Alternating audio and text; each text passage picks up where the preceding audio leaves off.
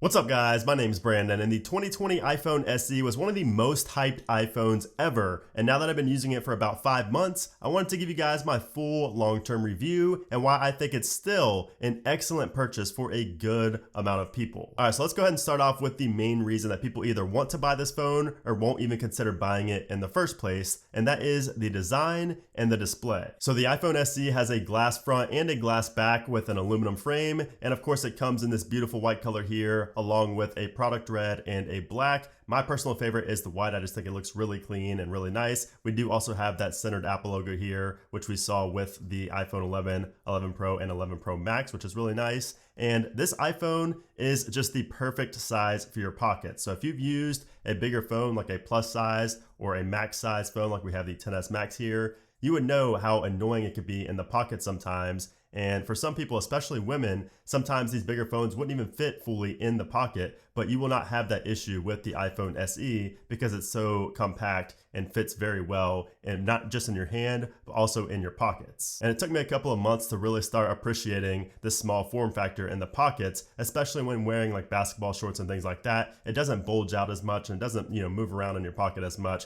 as some of the bigger phones out there, which is really nice. But of course, the biggest make or break design feature on the iPhone SE is going to be the home button. So the iPhone SE is one of the very few phones with a home button that I still recommend here in 2020, where the market is just dominated by phones with no buttons at all. And just like the iPhone 8 and 8 Plus, the iPhone SE has a software-based home button. So it's not a mechanical, it's not a physical home button that's gonna get sticky and possibly break later on down the road, like we used to see a lot with the iPhone 5, 5S, and even the 6 and 6S. However, I must say that the haptics on the iPhone SE do seem a little bit weaker than any of the other higher end iPhones, both with the haptic feedback and also with like vibrations from phone calls and notifications. Now, of course, having that home button is also going to lead to the whole Touch ID versus Face ID debate.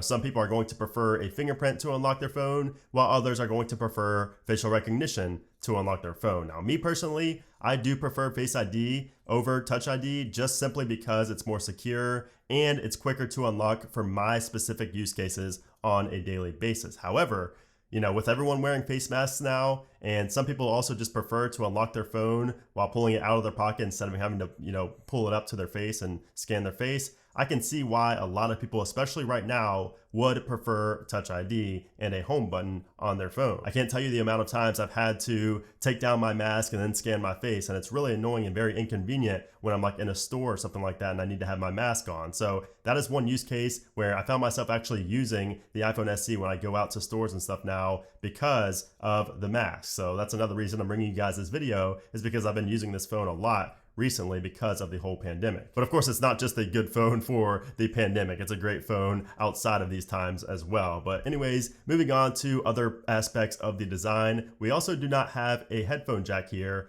on the 2020 iPhone SE, which is ideal for me since all of my headphones are wireless at this point. I have like the AirPods and I have over-ear wireless headphones and things like that. But some, of course, will always find this to be a con. Some people do like having their studio headphones, being able to plug into their iPhone and listen to music. But me personally, I find it actually a good thing that there's no headphone jack on this iPhone SE. And overall, we just get a light, easy to use phone that's also IP67 rated for dust and water resistance, which is always nice. I've used this phone at a pool. I've never taken it to the beach yet, but it has been around a pool and I've had no issues whatsoever with it. I've never submerged it into water, but it has gotten wet and it holds up just fine. And I should also mention that the iPhone SE is just so easy to use with one hand, which really comes in handy when you hold your phone at weird angles. Like me personally, at night when I'm in bed and I'm laying on my side, it's much harder to use my iPhone 11 Pro Max over here because it's so massive. But with the iPhone SE, it's just simple and effortless. I just found that you don't have to work as much hand magic, is what I like to call it, to reach all the corners of the phone, which is a relief when you're so used to using much larger iPhones. It's really nice to be able to touch, the corners without having to perform gymnastics with your fingers. Now, as for the display, we have a 4.7-inch LCD display with a resolution of 1334 by 750 and a pixel density of 326 pixels per inch. And while the display isn't really anything to write home about and it's not really going to wow people,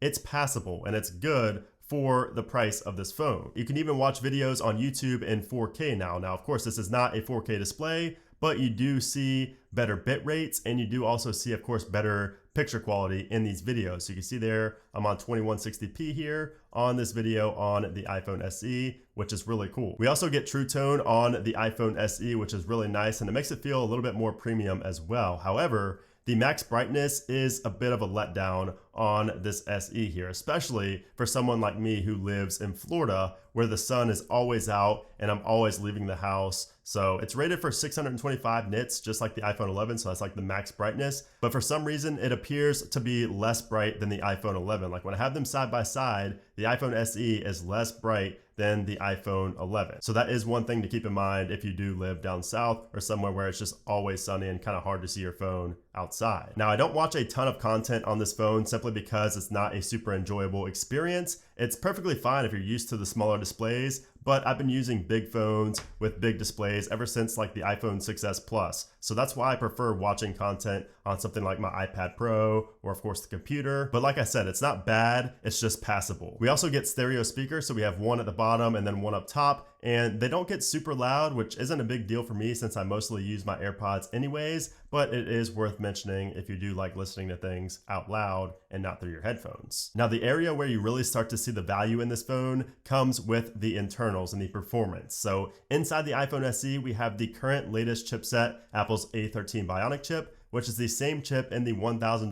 iPhone 11 Pro Max. We also get 3 gigabytes of RAM, and I've actually been very impressed with the overall RAM management on this phone. I really did not expect it to be on par with the iPhone 11, but it is. And I've actually done speed tests as well, where I test the RAM against like the new Pixel 4a and other phones like that as well. And the iPhone SE stands its ground. It actually puts up a nice fight when it comes to RAM management. So yeah, this little guy is an absolute beast in the performance area, and that does also include gaming. So I don't game on this very often, obviously, because the types of game I play just need a bigger screen, like Call of Duty Mobile and PUBG and things like that. But this is an excellent budget gaming device. It's gonna outperform any $400 phone that you throw at it with ease. So if you're looking for a cheap budget gaming device, this is a perfect solution for you. But again, the screen size could be a deal breaker. It just depends on the type of games you play. But overall, the raw performance is great on the iPhone SE. Now, we also get Wi-Fi 6 support, which is great for future-proofing this phone. So you will get improved Wi-Fi performance at places with Wi-Fi 6, like businesses or stadiums, and eventually, of course, your house in a few years when that starts getting more popular. Now, as far as the software, I am running iOS 14 on the iPhone SE, and we get a lot of great features, of course, like widgets. We have the app library over here. We can see all of your applications and they don't have to be shown on your home screen. So like if I wanted to hide like this United application right here, I could just go to remove app, and then I could just move it to the app library, and that way it's not on my home screen, but I didn't delete the application. It just shows up in the app library, or I could just search it from Spotlight by simply typing in, to begin typing out United. Of course, again, we do have the widgets right there. We do also have a really cool feature called back tap. So if you go into settings and then to accessibility,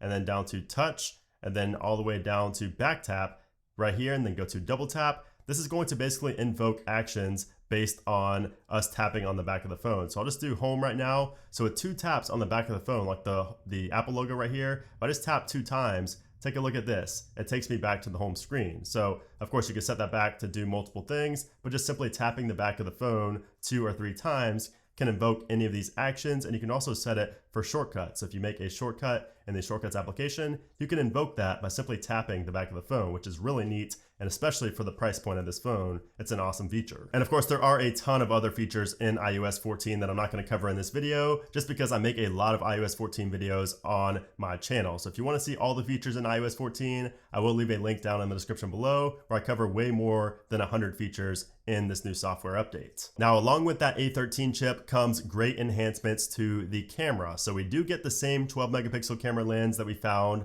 on the iPhone 8, but thanks to that A13 chip and the crazy image processing software that Apple has developed called Smart HDR, the pictures come out blowing the iPhone 8 away and actually rival phones like the iPhone 11 and the iPhone XR. Now, of course, I'm not saying that the pictures are as good as they are on the iPhone 11. They're good, but they're not iPhone 11 quality good. But again, they're excellent for a $400 phone. And again, the only reason that these photos are even good in 2020 is because of that 2nd generation Smart HDR that Apple has implemented, which is just terrific. And if you go into your settings and go to camera, and go down, you do have Smart HDR right here. So it is a toggle. So if you didn't know what I was talking about, that is a toggle inside of camera to enable Smart HDR. And I would 100% recommend everybody to keep this on. Now, unfortunately, we do not get deep fusion, night mode, or portrait photos of objects, but we do get the camera controls in the camera application. So if we go over to our video and then tap on HD, you can see I can change it to 4K and back right there. Same with the frame rate. So I can change it from 30 to 60, right there from inside of the camera application. And I don't need to go into the settings to change that every time, which is nice. Now, speaking of video, the video quality on the SE is great, and it's not quite as good as the XR or the iPhone 11, but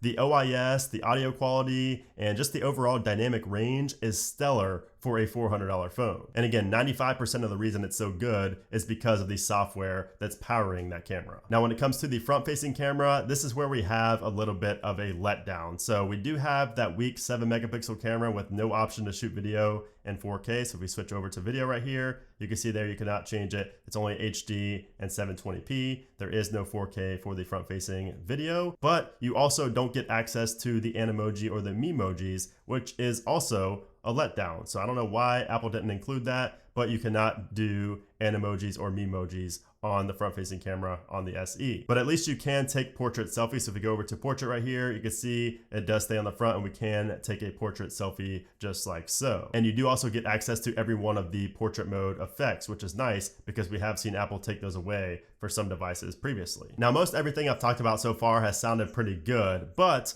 what about the battery life? Because I think this probably was and still is the biggest factor that most people are going to consider before buying this phone, especially the iPhone SE, because it has the same battery as the 2017 iPhone 8. So a lot of people at launch were like, this battery is not going to be good. It's the same battery as a 2017 iPhone. Why would I buy this? It's going to have terrible battery life. But that's not the case, because what a lot of people don't realize is that the A13 Bionic chip inside of this guy saves the day once again by being a lot more power efficient than the iPhone 8 was with that A11 chip. So I get through about 50 to 75% of my day on a single charge after charging overnight, which is pretty good for me. Now, I did notice that I don't use it as much as I do pretty much any other phone, simply because I prefer watching any type of media on my iPhone 11 Pro Max or my iPad Pro or my computer. But with other phones, I don't mind watching YouTube videos and Twitch streams and things like that. So I use those phones a lot more than I use the iPhone SE. I found myself using the iPhone SE more for like critical things like texting and phone calls and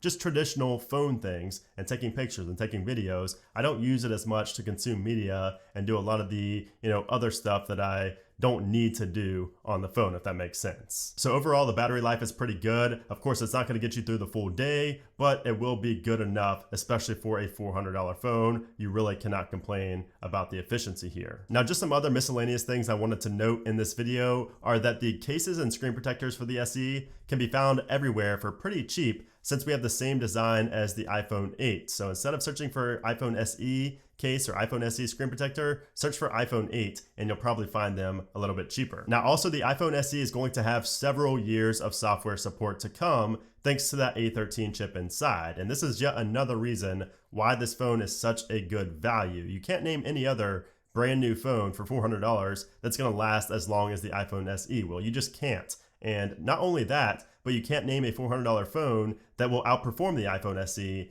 in any category, like especially gaming, still videos. You cannot name a $400 phone that's going to do both, outlast it software wise, and also, beat it in terms of performance and gaming and things like that. So for all those reasons, that's why I think that the iPhone SE is still one of the best deals in tech right now, as long as you don't mind a small dated design and of course using that home button. I think it is a terrific value here still in 2020, and it's probably still going to be the case in 2021 and maybe even 2022. Of course, I will do an updated review when that time comes, but the future is looking bright for the iPhone SE. And once again, if you're coming from an iPhone 8, iPhone 8 Plus, iPhone 7, 7 Plus, or even earlier than that, this is the perfect upgrade for you, in my opinion. There have also been several people who sold their iPhone 10, their iPhone 10R, and even somebody commented on one of my videos that they sold their iPhone 11 to get the SE. Now, some did it to save money, and others did it just because of that small form factor. And of course, we have the Touch ID right here, which some people just prefer over Face ID. But whatever your situation is, the iPhone SE is a solid smartphone that cannot be ignored. And I think that Apple did a great job here. And surprisingly, it actually lived up to the 3-year-long hype. So what do you think about the 2020 iPhone SE? Would you switch from a bigger phone to get the iPhone SE? Do you have the iPhone SE now? How is it running for you? How is it holding up? Have you dropped it? Have you had it in water? How are things going with your iPhone SE? I want to hear all your thoughts about this device, this great device, down in the comment section below. You guys know I love reading those and I love responding to those as well. And of course, if you guys enjoyed this video, I would appreciate if you gave it a thumbs up. And of course, make sure you guys do subscribe for more videos just like this one on the iPhone SE and maybe some older devices as well. If you guys want me to do those videos, let me know down in the comments below. But anyways, guys, thanks again for watching and I'll see you soon.